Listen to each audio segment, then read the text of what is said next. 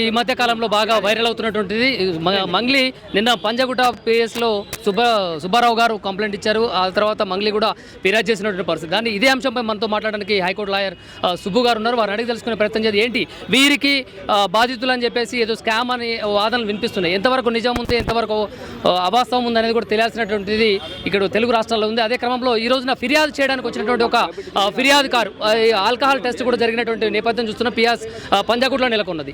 ఇలాంటి చర్యలు ఎందుకు పోలీసు యంత్రాంగం కూడా చేస్తుంది అనేది కూడా తలెత్తుతున్న ప్రశ్నలు చూద్దాం, అడిగి తెలుసుకునే ప్రయత్నం. ఎందుకు మీరు ఫిర్యాదు చేయడానికి వచ్చారు, మీకు ఆల్కహాల్ టెస్ట్ కూడా చేయడం జరిగింది, ఎలా చూడొచ్చు దీన్ని? ఇదంతా ఏంటంటే మీడియా యొక్క దృష్టిని మరల్చాలి. ఇప్పుడు ప్రధానంగా ఈ మంగ్లీ మీద వస్తున్నటువంటి ఆరోపణలకి చెక్ పెట్టాలి, దీన్ని డైవర్షన్ తీసుకోవాలి. ఎప్పుడైనా సరే ఒక యూనిఫామ్లో ఉన్న అడ్వకేట్కి వీళ్ళు బ్రీత్ అనలైజర్తో టెస్ట్ చేస్తారా? చూశారు కదా, ఇది ఎంత లోతైనటువంటి ఇన్ఫ్లుయెన్స్ ఉంటే ఇలా జరుగుతుంది. సో కాబట్టి దీని అంతా ఏంటంటే మీడియా దృష్టి మరల్చాలి. పోనీ బ్రీత్ అనలైజర్తో టెస్ట్ చేశారు, పాజిటివ్ వచ్చిందా? లేదు. ఏంటంటే దీన్ని పక్కదారి పట్టించాలి. పక్కదారి పట్టిస్తే ఈ కేసు గురించి ఎవరో మాట్లాడరు. సో ఇదంతా కూడా సుబ్బు అడ్వకేట్ మీదకి వెళ్ళిపోతుంది. సో ఇదంతా కూడా అతని మీదకి తోసేయచ్చు అని చెప్పి అందుకనే ఈరోజు మీడియా మిత్రుల సహాయంతో నన్ను పోలీసులు బలవంతం పెట్టి మరి నాకు బ్రీత్ అనలైజర్ తెచ్చి మరీ టెస్ట్ చేశారు. అయితే నిన్న మీరు ప్రెస్ మీట్ నిర్వహించిన తర్వాత మంగ్లీ కూడా మీ మీద ఫిర్యాదు చేయడం జరిగింది.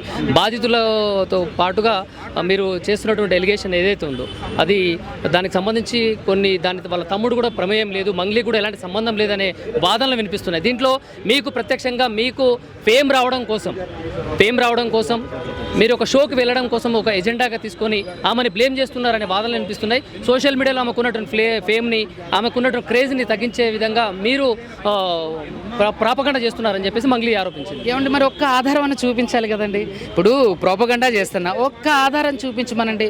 నేను ఏదో షోకి వెళ్ళాలని, లేదంటే ఒక అమ్మాయి పేరు కూడా, ఆమె కూడా బంజారా బిడ్డ, ఆమె పేరు కూడా బదనం, అంటే ఇవన్నీ డైవర్షన్ చేయడానికి మరి ఒక్క ఆధారం అన్న చూపించాలి కదా. ఆవిడ ఒక్క ఆధారం అన్న చూపించాలి కదండి. ఒక్క ఆధారం కూడా చూపించట్లేదు. మీడియా ముఖంగా తను ఒక వీడియో చూపించడం జరిగింది. దాంట్లో మీరు అరగంటగా మాట్లాడినటువంటి ఏది ఎక్కడ లేదే. దాంట్లో మీరు ఏంటంటే నేను కూర్చొని ఉన్నా, అదే పూజారి నాగేశ్వర గారి ఆఫీసు. మమ్మల్ని 10 మందితో 100 మందితో ఫోన్ కాల్స్ చేపిస్తే నేను ఎవరికి లొంగకపోయేసరికి పూజారి నాగేశ్వర గారు ఆఫీస్కి పిలిపించింది, ఆయనతో మాట్లాడతారు. నేను అడ్వకేట్ అంటే మరి ఆయన మీకు మంగ్లీ గారికి ఎలా పరిచయం అసలు నాకు ఆవిడకి ఎటువంటి పరిచయం లేదండి. ఆవిడ ఇట్లా స్కామ్ చేసింది అని అన్నప్పుడు వీళ్ళందరూ తీసుకొచ్చిన డీటెయిల్స్ అన్ని చూస్తే ఆమె పేరు ప్రస్తావన వస్తుంటే అసలు దీంట్లో ఏంటి విషయం కనుక్కుందాం అని చెప్పి ఒక మ్యూజిక్ డైరెక్టర్ గారి ద్వారా మాట్లాడినప్పుడు ఆవిడ చాలా ఆ మ్యూజిక్ డైరెక్టర్ గారు కూడా చెప్తారు, చాలా ఆరగంటగా మాట్లాడితే సరేనమ్మా నేను నీకోసం వివరణ అడగడానికి ఫోన్ చేస్తే నువ్వు నాకు ఇలా చేస్తావా, సరే వద్దులే చూసుకునేది ఏదో చూసుకుందాం, నీ వివరణ ఏంటమ్మా, నీ పేరు వచ్చింది, నువ్వు కష్టపడి పైకి వచ్చినావు అని అంటున్నారు కాబట్టి నేను వివరణ అడుగుదాం, ఒకవేళ ఏదైనా చేయగలిగేది ఉంటే ఏదన్నా ఆ అమ్మాయి పేరు తీసేయడమా లేదంటే ఆ అమ్మాయి పేరు కలపడమా, సరే అసలు తన వెర్షన్ ఎలా ఉంటుందని చెప్పేసి అన్నప్పుడు నేను ఫోన్ చేస్తే ఆవిడ ఆరగంటగా మాట్లాడేసరికి ఇక అక్కడ నుంచి నేను బయటకు వచ్చి అడ్వకేట్గా మీ దగ్గరికి బాధితులు వచ్చినప్పుడు బాధితులు మీకు చెప్పింది ఏంది, మీరు చేసింది ఏం చెప్పారు, ఏం చేశారు? ఫస్ట్ టైం మీ దగ్గర బాధితులు వచ్చారు, మిమ్మల్ని కన్సల్ట్ అయినప్పుడు యాజ్ ఏ అడ్వకేట్గా మీకు కన్సల్ట్ అయ్యారు, అప్పుడు వాళ్ళు మొరబెట్టుకుంది ఏంది, మీరు తక్షణం చేసినటువంటి పని? అయితే వాళ్ళు నా దగ్గరకు వచ్చి తిరుమల అనే ఒక కాంగ్రెస్ నాయకుల ద్వారా నా దగ్గరకు వచ్చారు. వచ్చిన తర్వాత వాళ్ళ దగ్గర ఉన్న ఆధారాలన్నీ చూసి వాళ్ళ అన్ని పోలీస్ స్టేషన్లలో కేసులు పెట్టమన్నారు. ఎందుకంటే ఇది సివిల్ సూటు, సో పోలీసులు తీసుకోరు, కానీ పోలీసులకు కంప్లైంట్ చేసి ఉండాలి. సో అందరికీ చేపించిన తర్వాత అది కొన్ని పోలీస్ స్టేషన్లలో ఎఫ్ఐఆర్ అయింది, కొన్ని పోలీస్ స్టేషన్లలో ఎఫ్ఐఆర్ కాలేదు. సో అయ్యేసప్పటికి ఏం చేశానంటే నేను అందరినీ కలిసి తీసుకొని కోర్టుకు వెళ్ళడానికి వీళ్ళందరి దగ్గర ఆధారాలు సేకరిస్తున్నాం. అది దాదాపుగా నెల నుంచి జరుగుతుంటే ఇక కోర్టుకు వెళ్ళాలి అనుకున్నప్పుడు ఏం జరిగిందంటే అసలు ఈవిడ వెర్షన్ ఏమిటి, ఇప్పుడు మన వీళ్ళ వెర్షన్ ఇప్పుడు పోలీసు కూడా ఏంటి కేసు పెట్టడంతో ప్రతివాది వాది ఇద్దరు వెర్షన్లు వింటారు. అలాగే నేను వీళ్ళ వెర్షన్ విన్నా, అసలు ఆమె ఏం చెప్తుందని చెప్పేసి వాళ్ళ వెర్షన్ కూడా అడగడానికి మాట్లాడినప్పుడు ఆవిడ అరగేట్టుగా ఇక వెంటనే తక్షణమే ఆమె మీద కేసు ఫైల్ చేయడం జరిగింది.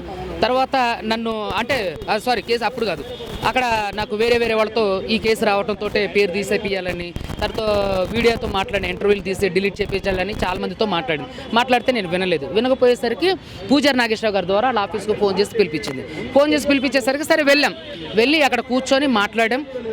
అంతా అయిపోయింది. ఆవిడ యారగెంట్గా ఉంది.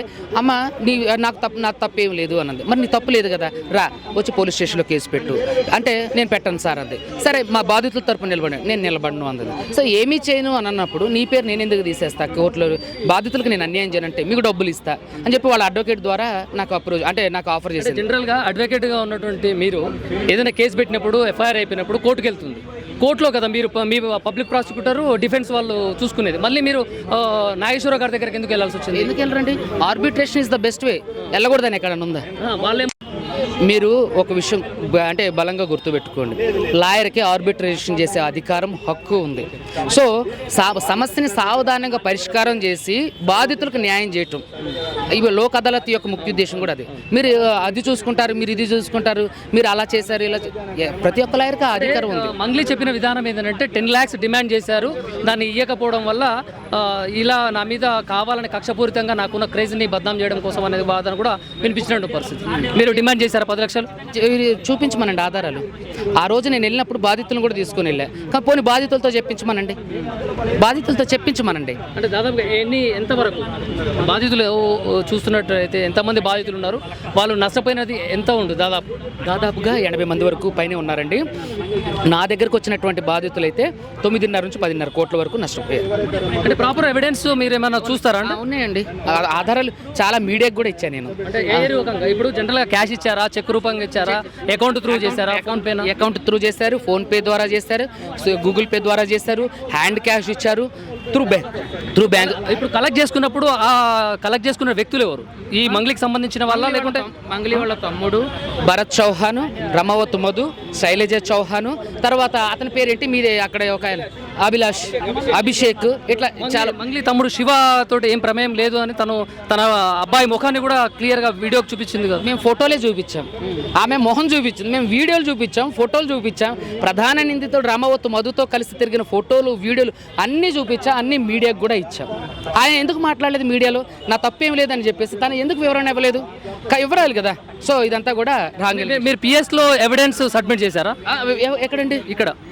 ఇప్పుడు మీరు ఎవిడెన్స్ కింద వాళ్ళకి ఇవ్వాల్సి ఉంటుంది కదా, మీరు ఇచ్చారా? లేకుంటే అంటే ఇప్పుడు ఇవ్వాలి, మొన్న కొన్ని ఇచ్చాయి, ఈ రోజు కొన్ని ఇవ్వాలి. అవి ఇచ్చిన తర్వాత ఆ ఎవిడెన్స్ కూడా నేను ప్రశ్నిస్తాను. ఏంటి మరి మీ ప్రధాన డిమాండ్ ఏమనుకుంటారు? కోర్టుకు వెళ్తారా, లేకుంటే బాధితుల తరపున ఏమైనా మాట్లాడి ఒప్పందాన్ని ఏమైనా రాజీ కుదుర్చుకునే ప్రయత్నం చేస్తారు? ఒప్పందం రాజీ ఏం లేదండి, అది ఫస్ట్ డే 1 రోజే అయిపోయింది.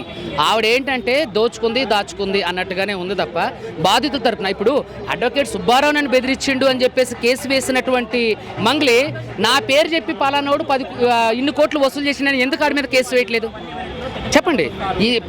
ఇప్పుడు అడ్వకేట్ సుబ్బారావు నన్ను బెదిరించిండు, నన్ను భయపెట్టిండు, నన్ను 10 లక్షలు అడిగిండని నిరాధారమైనటువంటి ఆరోపణలు చేసినటువంటి నువ్వు నీ పేరు మీద నీ తమ్ముడు అందరూ కలిసి కోట్లు దందా చేసినప్పుడు మరి వాళ్ళ మీద ఎందుకు కేసు పెట్టట్లేదు?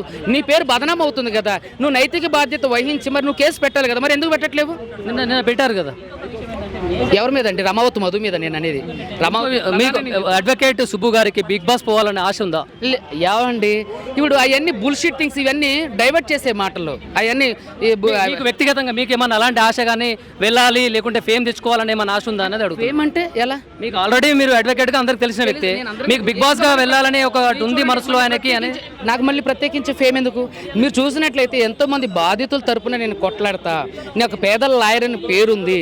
మీరు చూడండి, ఆర్టికల్స్ చూడండి, తర్వాత నా మీద వచ్చినటువంటి వీడియోస్ చూడండి, ఎక్కడైనా ఇంకా నాకు ప్రత్యేకించి ఫేమ్ ఎందుకు? వాళ్ళేంది ఏంటంటే ఈ కేసును పక్కదోరు పట్టించడానికి చేస్తున్నటువంటి వ్యాఖ్యలు ఇవన్నీ. ఒకటే చివరిగా క్వశ్చన్, డబ్బు కట్టలతో కూడుకున్నటువంటి ఒక వీడియో లెక్క పెడుతున్నటువంటి వ్యక్తి, ఆ వ్యక్తి ఎవరు? ఆ వ్యక్తికి బాధితులకి ఉన్న సంబంధం ఏంటి అనేది ఒకసారి అయితే ఆ కట్టలు లెక్క పెడుతున్నటువంటి వ్యక్తి మంగ్లీ తమ్ముడు శివ కాదు, భరత్ చౌహాన్. భరత్ చౌహాన్ సింగర్ మంగ్లీ తమ్ముడు ఎవడైతే శివ ఉండో వీళ్ళందరూ కలిసే అంతా చేసింది అన్నట్టు. భరత్ చౌహాన్ కి, మంగ్లీకి, రమావత్కి ఏంటి సంబంధం? మధుకి ఏమంటే వాళ్ళందరూ కలిసి కావాలని వ్యాపారం చేసినటువంటి వీళ్ళంతా నిందితులు, వాళ్ళందరికీ రిలేషన్ ఉంది. సో చాలామంది వద్దిపట్ల తాండాలో ఉన్న వాళ్ళని ప్రధానంగా చేసుకొని దాదాపుగా 150-200 కోట్లు అక్కడే దండుకున్నారు. సో దానికి సంబంధించినటువంటి విట్నెస్ కూడా ఇక్కడే ఉన్నారు. ఏమండి రామ్, ఎలాంటి శిక్ష పడే అవకాశాలు ఉన్నాయి? ఇది ఒకవేళ నేరం చేసింది అంటే మీ అంచనా ప్రకారం, అంటే మీకున్నటువంటి లాయర్గా చేస్తున్నారు, మీకు వ్యక్తిగతంగా ఉన్న అనుభవ ప్రకారం ఇలాంటి చర్యలకు పాల్పడినటువంటి నేరానికి పాల్పడిన ఎవరైనా కూడా ఎలాంటి శిక్ష శిక్ష పడే అవకాశం ఉంది. ఇంకా సెక్షన్స్ ఏంటో తెలియదు కాబట్టి వాళ్ళు ఏం పెడతారో తెలియదు కాబట్టి దాని గురించి నేను ఇప్పుడే ఏం మాట్లాడలేను. ఖచ్చితంగా దాని గురించి మళ్ళీ ఒక ప్రెస్ మీట్లో నేను చెప్తాను. రైట్ అండి, థ్యాంక్ యూ. ఇది మొత్తం మీద చూస్తున్నాము, అడ్వకేట్ సుబ్బు చెప్పినటువంటి విధానం ప్రకారం సుబ్బు గారు మంగ్లీ మీద న్యాయపరమైనటువంటి చర్యలు తీసుకుంటామని చెప్తున్నారు. మరిన్ని అప్డేట్స్ చూస్తున్నటువంటి దారి నమస్తే, నేను మీ గంగాధర్, నమస్తే.